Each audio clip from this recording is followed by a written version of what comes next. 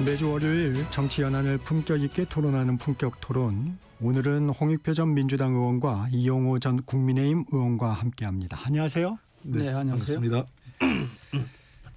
어제 고위당정협의회가 열렸습니다. 정부의 세제 개편안 가운데서 대주주 양도세 기준 강화 부분에 대해서는 추후 지켜보며 숙고하겠다는 입장입니다. 결론을 못 낸 이유 어떻게 보십니까? 홍익표 대표. 예, 아직 이 문제에 대해서는 그 당장 간에 좀 논의가 좀 더 필요한 것 같습니다. 네. 예, 여러 가지 논란이 있고요. 그래서 그 지금 10억으로 낮췄는데 이것을 다시 50억으로 가야 될지, 아니면 중간선이 한 30억 정도에서 해야 될지, 아니면 그냥 그 현재 워낙 세수 기반이 어려우니 10억을 유지해야 될지에 대해서 당내 아마 의견 수렴도 아마 충분히 아직은 이루어지지 않은 것 같아요. 네. 다만 좀 아쉬운 거는 이 논란이 오래 가진 않았으면 좋겠어요. 빨리 그 해소해야 되는 게, 어차피 지금 그 8월 말까지는 예산안을 확정해야 되거든요. 예산안이 확정되려면 그 조세 관련 여러 가지 그 법안들이 확정돼야 됩니다. 세율 이런 등등이. 그런 측면에서 제 생각에는 이번 주 안으로는 아마 늦어도 정리가 돼야만 가능하지 않을까 생각을 합니다. 이게 당에서는 일부 언론 보도를 보면 당에서는 이 여론의 반발을 좀 전달한 것으로 보입니다. 예, 그렇습니다. 그 아무래도 당내 의원들은 사람들 많이 만나잖아요. 그 전반적으로 이거 그대로 가서는 안 된다, 뭔가 좀 조정을 해야 된다, 이런 의견을 좀 전달한 것 같고요. 아무래도 정부는 그 세율 원안을 짰기 때문에 여러 가지 세수 기반, 즉 내년도 세입과 세출을 할 때 예상되는 그 조세 수입이 있지 않습니까? 그것이 있어야 지출을 하기 때문에, 그런 차원에서 만약에 이것을 다시 줄이는 경우, 그러면 다른 쪽에서 어떻게 그럼 확보해야 되느냐 등등의 문제가 나오기 때문에, 그런 문제에 대해서 아마 대안까지 준비해야 되는 그런 상황인 것 같습니다. 이용호 의원님은 당정협의회 어떻게 보셨어요? 저는 주식 양도세 대주주 기준 이거와 관련해서 조금 정부 여당이 여론의 추이를 본다 이렇게 표현을 했는데 눈치를 보는 것 같아요. 그러니까 눈치라고 하는 것은 지금 지난번에 이제 그날 대주주 기준을 하향한다고 그랬을 때 대폭 폭락했잖아요, 주식이. 세제 개편안 발표했을 때요. 네, 예. 떨어지고 나서 그 이후에 보니까 조금씩 회복되는 느낌이 있으니까 이거 괜찮은 거 아닌가? 이런 좀 안이한 생각을 하고 있는 것이 아닌가라는 생각을 하는데요. 지금 국민 여론, 특히 개미 투자자의 지금 반응이 굉장히 싸늘하고, 이재명 대통령이 국민들에게 주었던 어떤 그 희망적인 메시지, 5천 주식 만들어 놓고, 그리고 부동산으로 가는 그 자금을 우리 주식시장으로 해서 우리 노후까지도 좀 여러 가지 좀 그 생각을 하겠다, 이렇게 지금 네. 기대에 섞인 희망 고문을 했는데, 갑자기 지금 다른 시그널을 줬단 말이에요. 그러고 나서 주식시장이 그래서 충격을 줬는데, 조금 안정되는 듯 하니까 다시 또 원래 위치로 가는 것이 아닌가 싶은 생각이 드는데, 저는 정부가 오락가락한 어떤 시장에 대한 메시지가 제일 나쁘다고 생각해요. 그러니까 5천 주식 정도를 만들려고 한다면 처음부터 초지일관 그쪽으로 가는 게 맞고, 특히 이거 대주주 논란, 이것은 50억에서 15로 낮춰봤자 사실 세수가 그렇게 많이 거치는 건 아니라고 그래요. 그리고 하기 때문에 자칫하면 이게 소탐 대신하는 거다. 이미 지난번에 한번 폭락해서 어느 정도 시장에 반영됐다고 생각하면 오산이다. 이게 많이 없었으면 사실은 지금 뭐 3,100선보다도 훨씬 높은 선으로 올라갔을 거라는 거예요.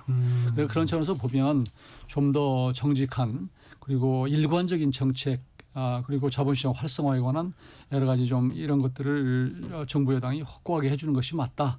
저는 그렇게 생각합니다. 이용호 의원님이 지금 주식시장에 미치는 영향을 언급해 주셨는데, 이게 실제 어떤 영향을 미치는가는 또 좀 반론들이 있더라고요. 예, 어떻습니까? 왜냐하면 이제 그 가장 대표적인 얘기가 그 결국 대주주 그 기준이 10억으로 될 경우에 그것을 한도 이하로 낮춰서 세금 부담을 덜겠다는 거 아니겠습니까? 연말에요. 일시적으로. 그러다 보니까 12월 달에 보통은 이제 외국 증시 같은 경우는 크리스마스 랠리 해가지고 연말에 주가가 좀 오르는데 한국은 주가가 하락하는 경향을 보인다, 이런 얘기예요. 뭐 그 일정 정도 타당성은 있습니다. 그리고 대체로 아까 이용호 의원님 말씀하신 것처럼 50억에서 10억으로 낮췄을 때 예상되는 수입은 대략 한 2천억 정도 네. 보고 있는 것 같아요. 네. 뭐 전체 예산 규모에서 크지 않은 것도 맞습니다만 그 저도 이제 생각해 보면 이렇습니다. 그 10억이라는 게 옛날에 집 한 채 가격 생각할 때 한 10년 전 기준, 그러니까 대략 한 7, 8년 전 문재인 정부 출범할 당시에 이제 10억으로 낮췄던 건데요. 10억 이상 되는 집이 많지 않았을 때 하고 지금 10억이라는 거는 그렇게 부동산 대비해서는 큰 가격은 아니거든요. 그러니까 대주주 기준점을 그 기존의 것을 조정한 것은 필요할지 모르겠지만 그렇다고 다시 그 이전의 기준으로 10억으로 가는 것도 좀 너무 과했던 것 같다 이런 생각 듭니다. 그런 측면에서 좀 현실성 있게 가야 될 것 같고요. 그리고 또 하나 우리 이게 외국에 없는 세율 방식이에요. 그러니까 주식 규모를 갖고 세율을 매기는 거는 지난번에도 한번 말씀하셨죠. 그렇습니다. 그래서 거래 차익에서 그러니까 양도 소득, 거래 차익에서 생기는 소득에 대해서 과세 기반을 강화하는 것. 그리고 또 최근에 미국 증시나 유럽 증시에서 많이 나타나는 게 우리나라 증시의 구조적인 문제는 두 가지예요. 개인 그 투자자가 너무 많고요. 두 번째는 단기 투자가 너무 많습니다. 그래서 가급적 그 간접 투자 방식으로 전환하는 걸 좀 그 유도하는 것도 하나 필요하고 두 번째는 장기 투자 예를 들면 장기 보유 주식해서 거래하는 거에 대해서 조금 과세 혜택을 주는 그런 방식으로 증시의 어떤 구조적 개선을 좀 추진해 가야 된다고 봅니다. 이게 민주당에서도 당황했던 이유가 대주주 기준이지만 개미 투자자들이 반발을 하고 있다는 겁니다. 사실 이재명 정부가 들어서서 제일 결과적으로 잘한 게 주가 올라간 거예요. 우리 국민들은 무슨 뭐 지금 개혁이라고 쭉 민주당에서 나열을 하고 있는 것이 있지만 거기에 뭐 얼마나 동의할지는 모르겠어요. 그것은 피부에 와 닿지 않는 얘기들이고 더 중요한 것은 자기 호주머니, 자기 계좌에 돈이 얼마나 들어오느냐가 더 중요한 거거든요. 그런데 주식 시장이 3,200선까지 올라간 거 이것은 우리 특히 개미 투자자들에게는 엄청난 정말로 그 본인들에게 이익이 되는 것이기 때문에 피부에 와 닿는 것이거든요. 그래서 이재명 정부의 지지율이 올라가는 건 저는 그것이 큰 역할을 했다고 보는 거예요. 그런데 이재명 정부 잘한 것이지만 이것의 이유가 이재명 정부가 내가 이렇게 올리겠다 해서 올라간 게 아니고 제가 보기에는 상법 개정안 때문에 그렇습니다. 그동안에 이 대기업체들이 이게 그 자기가 주식의 지분을 뭐 겨우 10% 내외를 가지고 자기 개인 기업처럼 운영했거든요. 그러다 보니까 굉장히 그 개인 투자자들한테 실제로 배당이 되거나 주식이 올라가서 어떤 그 혜택이 가거나 그런 게 거의 없었어요. 좀만 잘 된다고 그러면은 딱 그 물적 분할을 해가지고 개미 투자자들한테 피해를 주고 또 돈 좀 모이면 전부 유보금으로 쌓아놓고 나중에 또 무슨 뭐 자회사 만들어가지고 뭐 증여하고 이런 여러 가지 했기 때문에 장난치고 이런 게 많았기 때문에 개인 투자자들은 늘 손해만 보는 이러다 보니까 나중에는 이제 해외로 미국 쪽 시장으로 많이 갔단 말이에요. 그래서 그런 상황에서 이재명 정부가 들어서면서 이제 상법 개정안 되고 이러면서 이제 우리 국내 주식도 괜찮아지겠구나, 자본시장이 좀 튼튼해지겠구나 이렇게 갖고 지금 들어왔는데 갑자기 뒤통수를 맞은 거거든요. 이게. 그래서 더 분개하는 것이고. 또 한 가지는 저는 또 이 부분들을 많이 지적을 않던데 증권거래세를 0.15에서 0.20으로 0.05% 올리는 거 있잖아요. 이게 실질적으로는 굉장히 큰 돈입니다. 왜냐하면 개미 투자자들은 하루에도 몇 번 사고 팔고 해요. 0.05라고 하는 것은 10번 그 팔고 사고 보면 이거 0.5%가 되는 것이고 이거 1년에 막 따지면요 이게 10% 이렇게 돼요.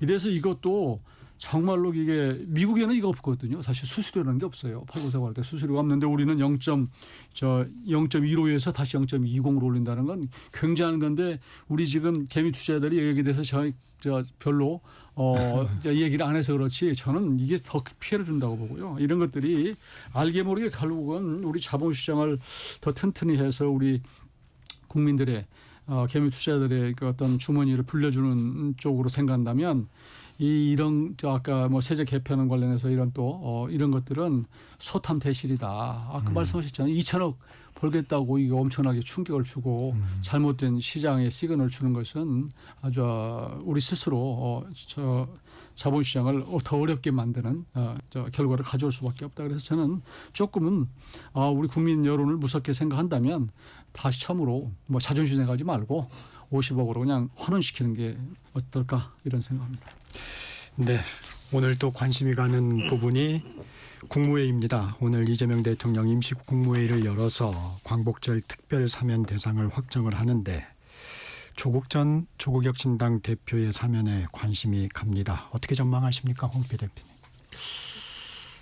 글쎄요, 지금 뭐 법무부에서 명단이 그 대통령실에 보낸 거를 감안하면은 저 조국 전 대표가 이번 사면복권 대상자가 될 가능성은 상당히 높지 않느냐 이렇게 보입니다. 만약에 대통령의 부담을 주지 않게 하게 하려면 법무부 차원에서 정리를 좀 했어야 정리를 되는데. 하면 대통령에 대한 부담이 적은데 이미 대통령실을 보냈다는 것 자체는 이번에 올라간 명단에 제가 보기엔 거의 대부분은 사실상 대통령이 그 승인할 가능성이 사면복권 대상자로 사인할 가능성이 높은 것 아닌가 이렇게 보고 있습니다.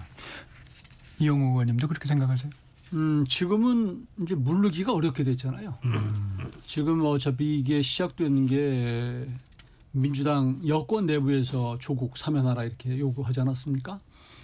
특히 조국 혁신당 쪽에서 이제 강하게 요구를 했고, 그러면서 저 임기 초반에 인사를 하면서 조국 혁신당 쪽에서 딴지를 많이 걸었단 말이에요. 우리 뭐 국민들 볼 때 좋은 딴지기는 한데 이런 걸 보고 이거 조국 혁신당 쪽 얘기를 안 들어주면 좀 부담이 되겠구나 이런 생각을 했을 것 같고, 여기서 지금 이미 기정사실화 되다시피 해서 언론에 이 사전에 이렇게 명단이 나온 게 굉장히 이례적인 거거든요. 보통 사전에 잘 안 나오네. 이런 정도로 나오지는 않았죠. 그래서 이렇게 된 상태에서 대통령이 그러면 지금까지 있던 거 없는 걸로 해. 이거 가능하겠어요?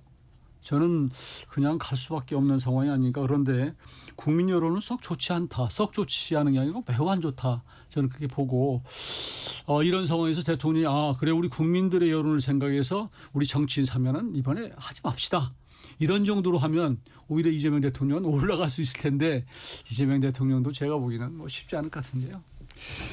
이게 여론을 좀 지켜볼 수 있는 시간이 하루라도 더 있을 수 있었을 텐데 하루를 땡겨서 임시 국무회의를 했어요. 이건 좀 어떻게 보세요? 예, 원래 정기가 화요일 날인데 오늘 지금 임시국무회에서 그 결론을 내겠다는 건데요. 그러니까 오래 끌수록 논란만 더 커지는 것 같습니다. 그러니까 가부간에, 그러니까 대통령께서 최종적으로 이거는 대통령의 고유 권한이기 때문에 뭐 일단 그 법무부에 통과해서 올라온 것은 그냥 가안에 불과한 거고 최종적으로 어떻게 될지 모르겠습니다만 시간을 끌면 끌수록 논란만 더 가중되는 것 같습니다. 그래서 대통령께서는 아마 국무회의를 통해서 결론을 내리고 빠른 시일 내에 이것을 마무리 짓고자 하는 것 같습니다. 그러니까 뭐 저희가 보기엔 어떻게 될지는 오늘 최종 국무회의 가봐야 알겠지만 다만 현재로서는 거론된 분 대부분이 사면복권 대상자가 될 가능성은 높지 않느냐 이렇게 조심스럽게 예측해 봅니다. 예, 좀 이른감이 있지만 이것도 여쭤볼게요. 조 전 대표 만약에 사면이 되면 서울시장, 부산시장 출마설도 나옵니다. 이 사면 시 정가에 미치는 영향은 좀 어떻게 보세요, 이용우 의원님? 저는 뭐 상당히 있다고 보죠. 조국 전 대표가 감옥에 있으면서도 여러 가지 메시지를 내고 또 최근에는 뭐 책도 출간을 하고 했던데 사실 정치인으로서 감옥 정치를 했던 거 아니에요, 옥중 정치를.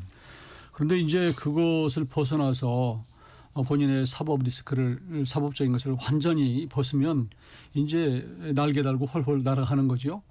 어떤 방향으로 날아갈지는 모르겠어요. 좀 아직은 사면이 된 상태가 아니기 때문에 사면 복권이 된 상태가 아니기 때문에 그렇지만 조국 혁신당은 이제 명실상부한 새로운 리더를 이제 갖는 거 아니겠습니까?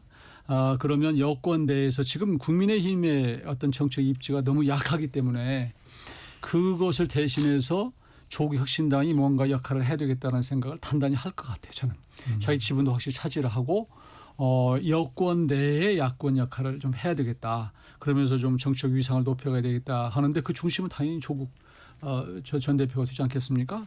이런 상태에서 과연 본인이 내년에 있을 지방선거에 뭐 서울시장이든 뭐 또 부산시장이든 이렇게 생각할 수도 있을 것이고, 근데 지방자치단체 장이 어떤 정당을 끌어가는 건 좀 모양이 조금 사실은 좀 달라요. 이게 뭐 그 자리가 중요하지 않다는 게 아니고 아무래도 이제 그 국회의원이 하는 것과 지방 뭐 시장이나 군수 지방자치단체장은 이 정치에 한계가 있기 때문에 그게 역할을 못 해요.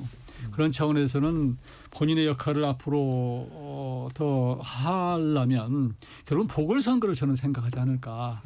저는 그렇게 생각해요. 그 보궐선거가 본인은 예를 들어서 내 지분을 내놓으라. 이제 인천 계양 생각할 수도 있다고 생각합니다. 예를 들면 그다음에 천안 뭐 강훈식 지금 실장 자리 나 거기 갈게. 그거 거부할 수 있겠어요? 제가 보기에는 그걸 요구를 하면 저는 지금 여권에서 지금 뭐 사면복권도 해주는 판인데 그 자리 하나 정도는 넘길 수도 있고 또 정청래 대표가 지금 뭐 나름대로 자기 장치를 조금씩 뭐 해가는 나의 개들 얘기하기 때문에 또 이게 대통령으로 봐서는 뭐 때로는 뭐 견제도 필요하고 여러 뭐 후계 좀 빠른 얘기지만 이런 것도 생각한다면 저는 의원직으로 뺄 수도 있다. 저는 그렇게 생각합니다. 홍표 대표님 어떻게 보세요? 저도 그 이영호 의원님 분석이 일리가 있어요. 왜 그러냐면 예를 들면 이제 뭐 그 정당의 대표가 아니라 일반적으로 그냥 구성원 중에 한 명이라면 지방자치단체장을 하면서 다른 그 활로로 모색할 수 있는데 아무래도 지금 조국 혁신당 같은 경우는 조국 당대표가 리더가 될 가능성이 제일 높죠. 어떠한 형태든 그런 경우에는 지방 행정을 이끌면서 정당 활동의 대표로 한 것은 쉽지 않아요. 그걸 감안하면 보궐선거 가능성이 제일 높다고 생각합니다. 뭐 근데 뭐 민주당한테 뭘 요구하고 내놓으라 이렇게 하기는 제가 보기엔 그런 상황은 아닐 거로 보고요. 도리어 당당하게 조국 전 대표 정도라면 자기의 실력을 갖고 경쟁하는 구도로 갈 가능성도 있다고 생각을 합니다. 지금 어차피 지방선거 같은 경우 조국 혁신당의 지금 생각은 이런 것 같아요. 수도권과 부산은 민주당과 단일화 정도로 생각할 수 있고 호남 쪽에서는 경선을 하는 가능성을 좀 보는 것 같습니다. 이미 지난번에 그 영광인가요? 거기 그 군수선거에서 승리하기도 했었지 않습니까? 그래서 그런 것 등등을 해서 호남권에서는 사실상 민주당과 경쟁할 수 있는 거의 유일한 정당으로 되는 것 같고 더 나아가서 아마 제가 조국 대표라면 그런 그 생각을 할 것 같아요. 지금 뭐 국민의힘이 너무 지리멸멸하기 때문에 차제의 이 정치 구조를 좀 개편해가는 과정 속에서 주도적으로 정당 구조를 민주당과 조국혁신당의 양당 구조로 바꿔가는 방식도 적극적으로 고민해 볼 필요는 있다고 생각을 해요. 그럼 도리어 그런 방식이 훨씬 더 적극적이고 우리나라 정치를 바꿔가는 근본적인 개혁이 될 수 있다고 보거든요. 그러니까 지금 국민의힘 지지율이 물론 국민의힘 지지율이 낮게는 뭐 경우에 따라 다르게 굉장히 좀 낮아지긴 했지만 아직까지는 잠재적 지지자들은 여전히 있습니다. 그러나 갈수록 보수 유권자들이 국민의힘에 대한 실망이 높아지고 있는 것을 감안하면 그러한 중도 합리적 보수까지 포괄할 수 있는 새로운 정당 구조로서 한 번 더 재탄생할 수 있다면 저는 도리어 이 국민의힘이 제3당으로 밀리고 조국혁신당과 민주당이 1당과 2당으로 경쟁하는 구도도 만들어질 수 있다고 생각해요. 그 부분은 하실 말씀이 좀 있으실 것 같은데. 우리 홍익표 대표님 말씀하시는 걸 뭐 제가 뭐라고 그러겠습니까? 이제 뭐 이렇게 생각하시는 건 존중하는데요. 꿈은 좀 크시다 이렇게 말씀드리고요.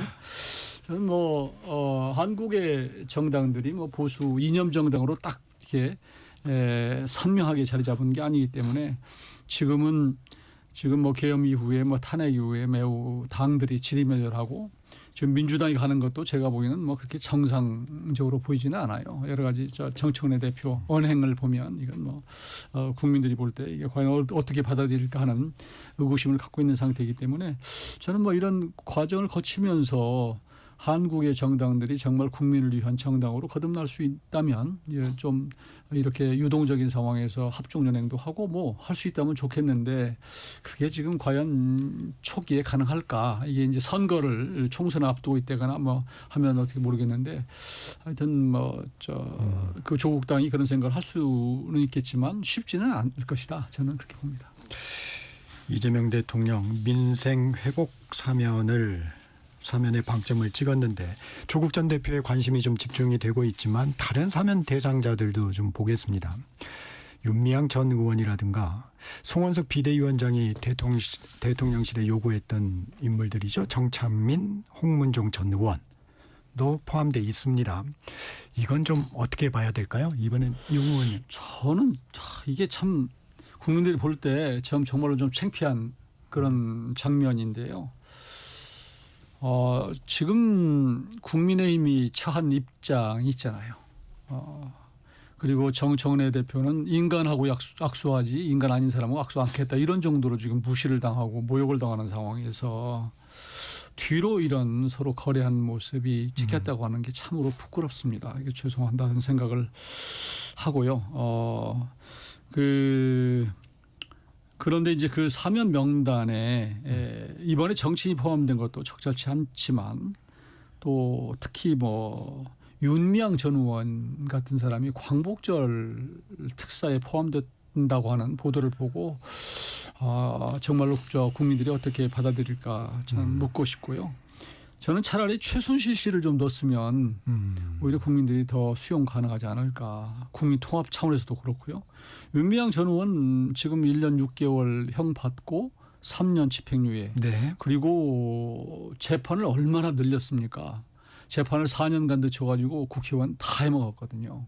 이런 사람을 이제 와서 다시 사면복권을 광복절에 시킨다. 위안부 그 후원금 횡령한 사람 아니에요? 이걸 김명수 대법원장 시절에 대법원에 가서 다 판결이 됐는데 지금도 반성하지 않고 정치 검찰 운운하고 있는 것이 이분들은 참 부끄러움을 모르는 분들이다. 저는 솔직히 그런 생각을 하고 있고요. 더구나 또 이번에 사면 복권 명단에 들어간 거에 대해서 국민들 또 뭐 야당에서 비판하는 얘기가 나오니까 자기 비판한 욕하는 사람들 참 불쌍하다 이렇게 얘기하는 것은 국민들을 조롱하는 것이고 사법부 김명수 사법부를 정말로 무시하는 자사다. 그래서 참 이런 분들을 꼭 사면을 해야 되는가? 저는 좀 의심스럽습니다. 다른 사면 대상자들은 좀 어떻게 보셨어요? 글쎄요, 저는 뭐 필요한 사람도 있고 그런 것 같아요. 예컨대 뭐 조희연 전 교육감 같은 분이나 또 특히 뭐 일단 조국 전 대표 같은 경우에는 정경심 교수. 뭐 지금 다 만기 형도 거의 다 살고 나왔고 거긴 뭐 복권 정도거든요. 등등 해서 여러 분들 중에서 해야 될 분들도 있다고 봐요. 그리고 우리 누구야 조국 장관 관련돼서 최 의원이 있잖아요. 최강욱 의원. 최강욱 의원. 최강욱 의원 같은 경우도 사실은 그게 의원직 배치를 딸 만큼의 중대한 사안이냐 이런 정도의 고민들은 있어요. 그래서 그런 분들 저는 사면복권 하는 거는 타당하다고 생각해요. 근데 다만 지금 아까 이제 이 의원님도 지적을 하셨고 이 사면복권에 대한 이제 대통령의 고유 권한이다. 우리 헌법이 보유한 고유 권한인데 과연 이거 어디까지 허용해야 되고 어디까지 하는 것이 맞느냐 이런 문제는 늘 나왔던 것 같아요. 그러니까 특히 정치적 타협의 산물로 정치인들이 그냥 특정한 기준 없이 대거 들어가면서 이제 부정부패한 사람이라든지 또는 당시에 의원직을 상실할 당시나 또는 형을 선고받을 때 국민적 지탄이 높았는데도 그냥 뭐 포함되는 경우도 있고요. 그러니까 서로 거래죠. 여당 하나 하면 야당 하나 하고 뭐 이런 방식으로 해서 소위 구색 맞추기 차원에서 하는 게 과연 맞는지. 그리고 워낙 이게 논란이 커지다 보니까 당초 이재명 대통령이 민생 어떤 회복 그다음에 민생 사범 중심의 이 어떤 사면복권 논란보다는 지금 정치인 사면복권으로 무게 중심이 확 가 있거든요. 물론 최종적인 결과를 봐야 되겠습니다만 그런 측면에서 앞으로 이 사면복권에 대한 대통령의 고유 권한을 어디까지 하는 게 맞느냐. 사실 저희도 야당 시절에 윤석열 정부에서 말도 안 되는 사면복권이 있었고 그거를 사면복권에 대해서 대통령 권한을 좀 제한하자는 입법을 많이 추진을 했어요. 아마 근데 또 이게 입장이 바뀌면 여당이 되면 또 안 하고 또 국민의힘이 그때는 찬성하다가 이제 야당 되면 이것도 대통령의 사면복권 제한해야 돼 이런 문제가 있는데 어차피 이건 헌법적 권한이기 때문에 이재명 정부에서 어쨌든 지금 개헌 얘기가 지금 중심이 되고 있기 때문에 개헌 과정에서 대통령의 사면권을 좀 제한하는 개헌도 필요하고 그에 따른 헌법에 따른 후속 조치로 입법도 필요하지 않을까 생각을 합니다. 저도 동의를 하는데요. 이게 대통령 이제 헌법에 이제 대통령의 권한으로 있는 것이라고 해서 우리가 그냥 존중을 하지만 지금 늘 그 틀을 깨는 것들에 대해서는 그동안은 사실은 좀 대통령이 관례에 이런 것들이 있거든요. 그걸 좀 지켜주도록 노력했어야 되는데 전 정부도 솔직히 윤 정부도 그 뭐 자신 있게 얘기할 수 없어요. 김태우 같은 경우에 뭐 강서구청장 금방 또 사면해가지고 내보내기가 잘못됐거든요. 그러니까 전 정부든 현 정부든 적어도 특사를 할 정도 되면 예를 들어서 형기에 뭐 일정 부분을 한 사람으로서 또 이런 정도 뭐 이런 기준들이 있어야 되는 것이지 이게 뭐 헌법적으로 됐다고 해서 그냥 아무거나 막 하고 이러다 보면 나중에 셀프 사면도 가능한 거 아니에요. 그러니까 이렇게 해서는 안 되는 것이다. 저는 뭐 전적으로 동의합니다.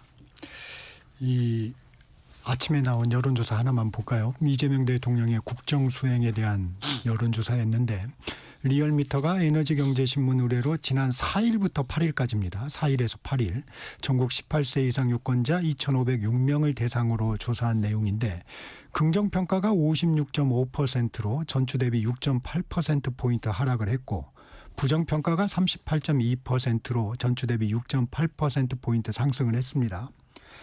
자세한 내용은 중앙선거여론조사심의위원회 홈페이지를 참조하면 되는데 이 4일에서 8일이면 이춘석 의원 파장 또 이 사면 이런 부분들이 좀 영향을 미쳤을까요? 저는 그럴 것 같아요. 우선은 첫 번째는 아까 우리 대주주 양도 기준 이거 아마 젊은 층에서는 굉장히 분개했던 것 같고 그 이후에 지금 이춘석 의원이 지금 어떤 정보를 사전에 취득해서 뭔가 차명으로 거래를 한 거 아니냐 이런 개미 투자들은 우리 같은 사람은 정보 없는 사람들은 도대체 어떻게 되느냐 말이에요. 이게 겹쳐진 측면이 하나가 있고요. 또 한 가지는 조금 전에 우리가 토론했던 이 사면 이것이 국민 정서하고는 전혀 동떨어지게 가는 것들 이런 것들이 지금 여론에 크게 반영이 되는 것 같고요. 사실은 뭐 지금 지난번 이재명 대통령이 득표율이 50%가 채 안 되지 않았어요? 그 이후에 초반에 이제 서서히 시간이 가면서 그 이후에 지금 지난번에 최동석 인사실장인가 이런 경우도 그냥 대충 묻고 지금 넘어가고 있는 것들인데 이런 것들이 자꾸 시간이 가면서 겹쳐지면 이게 이재명 대통령에 대한 여론이 이거 정상화되는 거예요. 이거 저는 그렇게 봅니다. 예. 홍익표 대표님. 제가 사실 지난주부터 우려했던 결과가 나타났어요. 네. 네. 잘못하면 이거 6자에서 5자로 갈 가능성이 있다 생각을 좀 했었거든요. 그래가지고 이 여론조사를 저도 주목을 좀 하고 있었는데 말씀하신 내용들이 다 반영이 된 것 같아요. 주식 양도세 문제, 그다음에 이춘석 쇼크가 좀 컸었던 것 같고요. 그리고 이제 사면 등등 논란이 이루어지면서 이유인즉슨 보면 주로 TK 영남권 그다음에 그 고령층 70대에서 이 지지율이 하락하고 국민의힘도 지지율이 많이 올랐거든요. 즉 전통적으로 야권의 지지율이 그 돌아선 것. 그러니까 이 진영 간 대결이 확실하게 된 것도 있고 그다음에 젊은 층에서는 또 하락한 이유가 아까 얘기했던 공정의 문제가 왜냐하면 주식 양도세 문제하고 그 이춘석 의원 그 주식 불법 주식 거래에 관련된 문제가 맞춰져 있는 건 이 공정의 문제가 공통 키워드라는 측면에서 제가 보기엔 상당히 이 문제가 지지율 하락에 큰 영향을 준 것 같습니다. 한 가지만 더 추가를 그건 3부에서 좀 얘기 이어갈까요? 네, 품격 토론 잠시 쉬어가겠습니다. 전하는 말씀 듣고 전격 시사 3부에서 품격 토론 이어가겠습니다.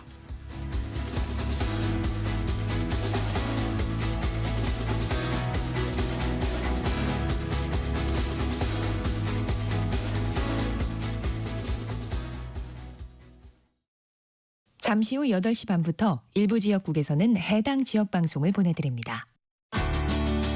워렌 버핏은 가치 투자, 필립 피셔는 성장주 투자, 피터 린치는 장기 투자. 방법은 달라도 목표는 하나. 성기영의 경제쇼가 성공의 길로 안내합니다. 깊이 있게, 명쾌하게, 지금 이 시대 경제에 관한 모든 것을 알려드립니다. 평일 오후 4시 5분 성기영의 경제쇼와 함께하십시오.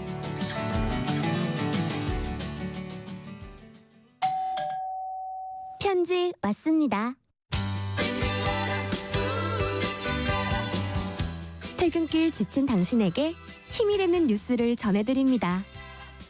매일 저녁 5시 5분 당신과 함께 읽는 세상 이야기 KBS 1라디오 뉴스레터 K 지금 시각은 8시 30분입니다. KBS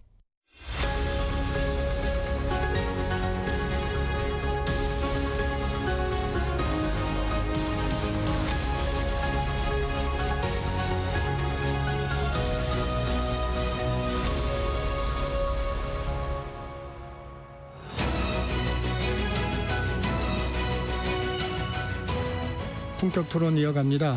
홍익표 전 민주당 의원, 이용호 전 국민의힘 의원과 함께하고 있습니다. 이 의원님, 여론조사 관련해서 네. 추가적으로 뭐 지적하실 게 있다고. 영향을 준 게 이재명 대통령에 대한 지지도기는 하지만 이게 떨어진 것이 정청래 대표가 선출된 것도 크게 영향을 주지 않을까 싶어요. 네. 그 여권 전체에 대한 영향을 주는 것이거든요. 그 정청래 대표가 되고 나서 그동안 쭉 해오던 좋든 싫든 그래도 협치의 대상으로 야당을 늘 인정을 해왔거든요. 그리고 방문도 하고 했는데 국민의힘 방문 안 했잖아요. 악수도 않겠다고 그러고 그 이후에 또 법사위원장 후임을 누구로 했습니까? 추미애 우리 추미애 의원 같은 경우는 문재인 정부가 정권을 넘겨준 1등 공신이다 이렇게 지금 뭐 이렇게 평가받고 있는 분인데 이런 분이 또 서서히 움직이는 모습 그리고 당직 개편할 때 광선우 또 의원을 그대로 국제 무슨 위원회입니까? 그 위원회 영어 잘한다고 임명을 다시 유임을 시키면서 또 그 아주 잘된 인사다 이렇게 하는 모습을 보고 국민들이 여권에 이게 문제가 생기는구나. 라고 지금 경고를 하는 것이 아닌가 저는 그렇게 봅니다. 정청래 대표 체제 일주일 어떻게 보셨어요, 홍익표 대표님? 글쎄요, 뭐 아직 초반이니까 물론 이제 정의원 특유의 굉장히 그 강공 드라이브, 국민의힘을 인정하지 않겠다라는 건데 저는 사실은 뭐 이거에 대해서 처음에는 정청래 대표가 너무 과하다 이런 생각을 했는데 최근에 국민의힘 하는 걸 보면 나중에 저희가 논의하는데 보면. 저 같아도 이거 해산밖에 답 없는 거 아닌가 이런 생각을 하게 돼요. 이제는 점점 국민의힘에 대해서 그럴 정도로 정청래 대표가 뭔가 그 야당과 협치를 하려면 야당 스스로 뭔가 변화가 전제돼야 되는 거 아니냐 이 얘기인데 꼭 거꾸로 가고 있는 거 아닌가 이런 생각을 들고 있습니다. 다만 어쨌든 정청래 대표 체제 그다음에 이재명 대통령 출범 이후 한 2달 지나면서 첫 번째 그 시험대에 오른 것 같아요. 그러니까 지금 지지율이 예를 들면 한 2, 3% 바꾸는 오르락내리락 하는 거는 되게 여론조사의 오차범위 있는데 대통령 지지율 6% 이상 하락했고 민주당도 6%가량 떨어졌거든요. 이건 그 동반해서 하락한 거기 때문에 이 영향을 좀 면밀히 분석하고 대응책을 만들어야 됩니다. 그러니까 물론 뭐 여론조사가 일일 바뀌는 거기 때문에 일희일비할 필요는 없지만 이렇게 큰 폭으로 옮겨질 때에는 반드시 구조적 요인이 있거든요. 이것을 그 초기에 잘 대응하지 못하면 자칫 그 2차 쇼크가 오면 상당히 큰 위기가 올 수 있기 때문에 지금이야말로 문제가 됐던 것들을 빨리 정리할 필요가 있다 이렇게 보입니다. 국민의힘 전당대회 얘기해 보겠습니다. 어제 당권 후보 4명 첫 방송 토론회 했습니다. 찬탄 반탄 구도가 선명하게 또 드러났습니다. 어떻게 보셨습니까, 이 의원님? 네, 예견됐던 일이고요. 지금 언론에서 보도된 대로 지금 후보 4명이 뭐 찬탄 반탄으로 딱 갈라져 있는 이런 상태인데 그러나 하여튼 현장 토론회가 좀 더 희망적이고 미래지향적인 그런 모습이었으면 참 좋았을 텐데 아직도 과거에서 벗어나지 못하고 서로 비난하고 비판하고 이런 모습들이 참 저도 가슴이 좀 답답했습니다.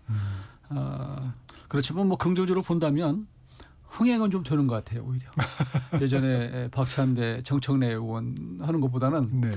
저 도대체 찬탄 반탄 중에 누가 되는 거야? 이런 정도의 관심은 좀 끌다 이렇게 그냥 굳이 이 의미를 부여자면 그런데요. 여하튼 우리 당의 이 현주소를 그대로 보여준 합동연설회였다. 그래서 그러나 이제 당원들은 그래도 집단 지성을 통해서 현명하게 판단하리라고 봅니다. 그래서 그게 나중에는 이제 여기서 2명으로 압축이 되고 50%가 넘지 않으면 나중에 결선 투표할 텐데 그때 그래도 우리 당을 살릴 수 있는 후보 그중에서 최선의 후보를 좀 뽑아서 그리고 미래를 대비하고 좀 뭔가 혁신적인 모습을 보이는 그런 전당대회가 됐으면 좋겠다. 저는 당원들에게 기대하고 있습니다. 홍익표 대표님. 저는 후보들은 다 기억 안 나고 전환기 씨만 남은 것 같아요. 이게 지금 정말 국민의힘의 현실인데요. 제가 그 여러 차례 저는 사실 개인적으로 국민의힘이 뭐 해산될 거냐 위원정당 해산이냐 할 때 가능성 별로 높지 않다. 그리고 또 그런 게 바람직한 것 같지도 않다 했는데 요즘은 저까지도 이거 해산밖에 답 없는 거 아니야 이런 생각을 가요 이제는. 그러니까 국민의힘이 도리어 그 대선 전후 때보다 더 후퇴하는 것 아닌가. 대선 후보를 뽑을 당시에는 국민적 후보를 뽑아야 되니까 약간 국민적 눈높이를 받는데 이제 당 대표를 뽑는 거니까 도리어 국민 여론을 더 무시하는 것 같아요. 그냥 내부의 강경파만. 그 도리어 이게 전환길과 나머지 사람들. 그러니까 당 대표 후보 4명이 전환길 씨의 그냥 들러리 같아요.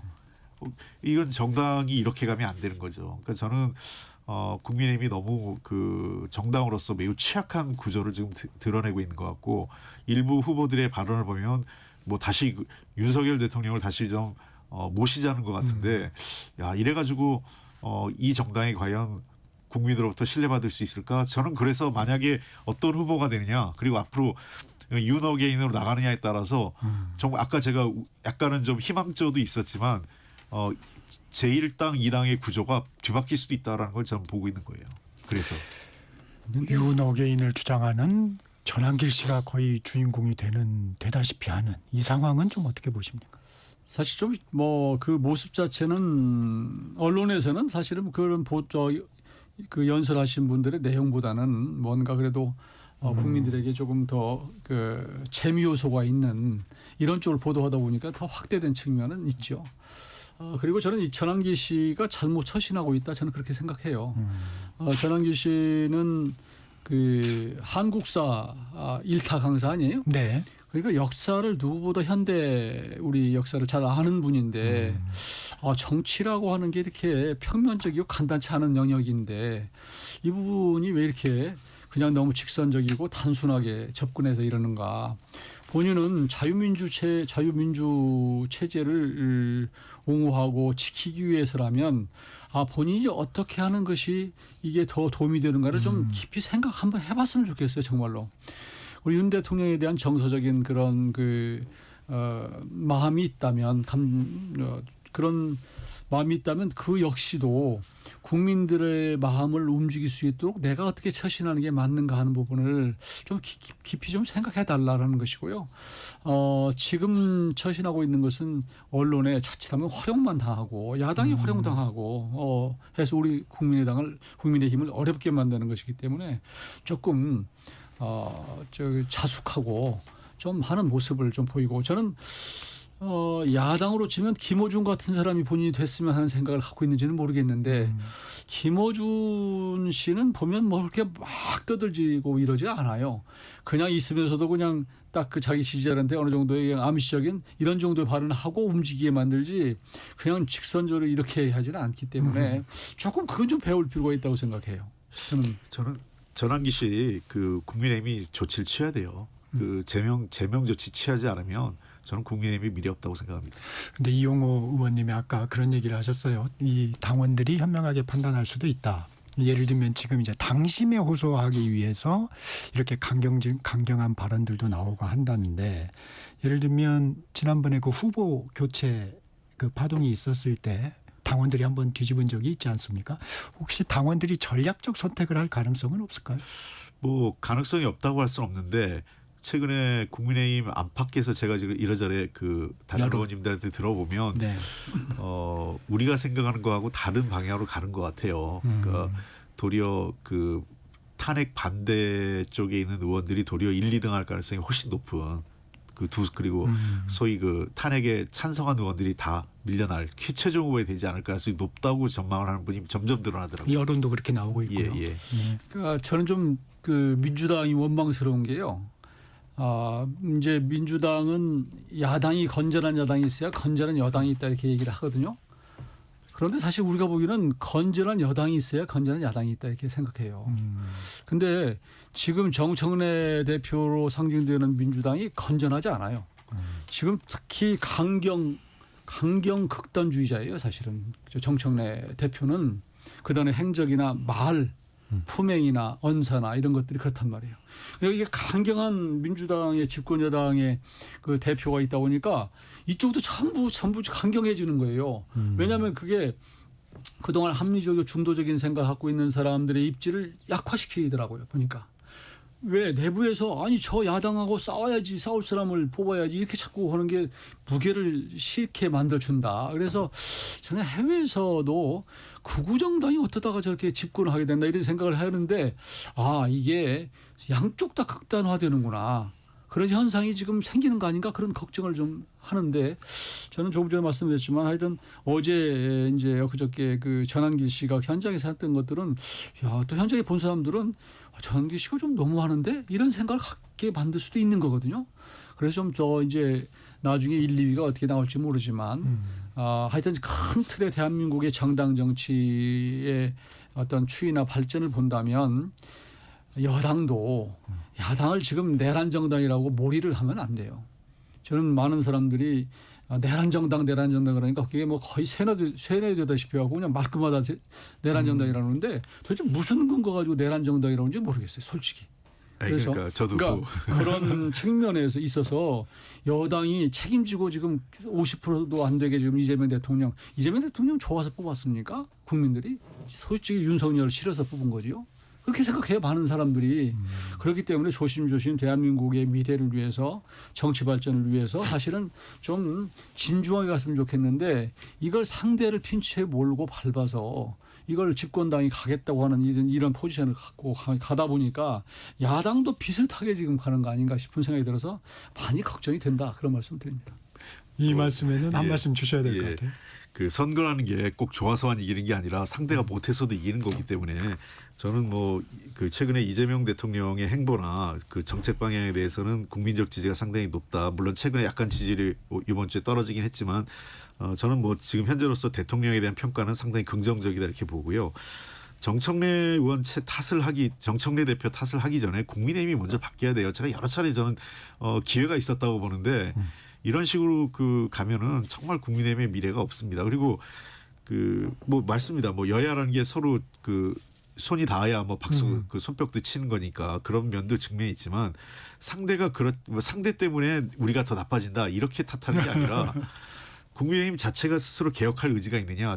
저는 그래서 그 상징적으로 저희는 어쨌든 이춘석 의원에 대해서 최대 조치를 했잖아요. 당으로서 할 거는 일단은 이후에 이제 국회 차원에서 할 것까지도 또 고민을 해봐야 되지만 전한길 씨 문제라든지 최근에 그 윤석열 내란 당시에 핵심적으로 했던 사람들에 대해서 선제적으로 조치하고 이것을 확실히 끊어주는 걸 해야만 그래야 내란 정당 소리 안 듣지. 우리야 당연히 정치 공세 차원의 내란 정당이란 말 하기 얼마나 좋습니까? 그러니까 내란 정당 무리가요. 우리가 하는 게 탓하기 전에 이런 그 여권의 공세를 막을 수 있는 스스로의 변화가 필요하다는 거죠.